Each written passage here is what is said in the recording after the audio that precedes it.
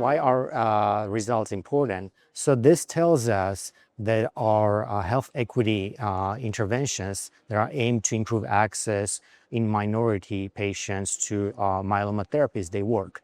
They can address the long-standing disparities when it comes to overall survival. So this gives us confirmation that what we are doing works. And also it's very timely because, as you will hear from this Congress, there has been an incredible progress in the availability of therapies for multiple myeloma.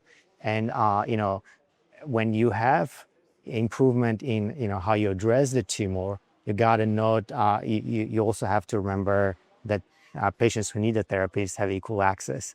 So I think that it's very timely, and it just shows us that we've got to continue the work we are doing.